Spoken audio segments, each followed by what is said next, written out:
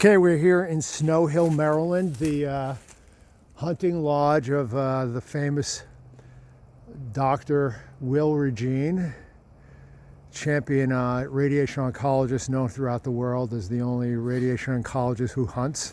So Bill got a nice deer last night, right at 5:30 or so. It's the typical time of Bill. It was like 5:05.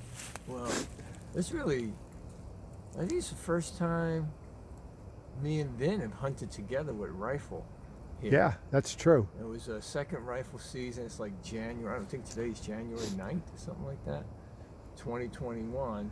And we went out in the morning, we didn't see nothing. And then we went out yesterday afternoon, and Vinny was in a blind up there, and I was in a blind back there. You might see it through the woods there. You see that blind? I don't know if you can see it. And about 5 o'clock, behind me on the clover field, I saw a spike and a doe.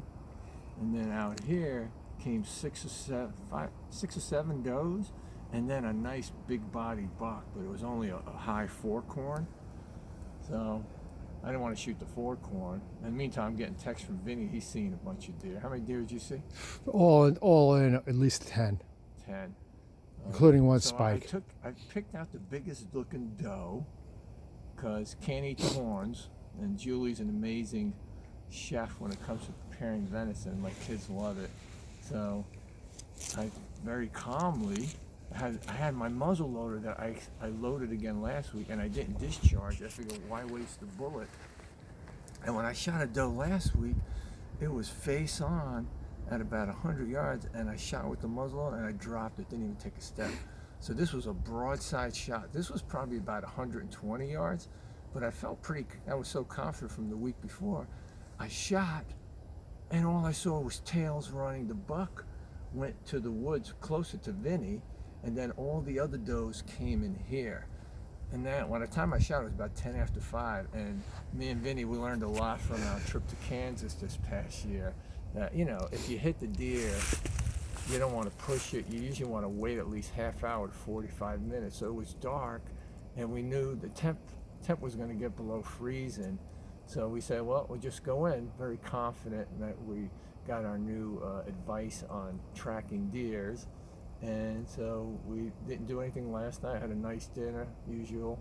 Broke out our bottle of wine.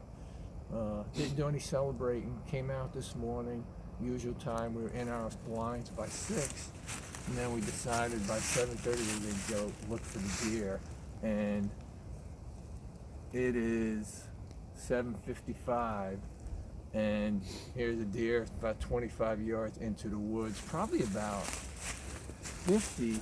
60 yards from where I shot it, in the middle of the field. And virtually no blood.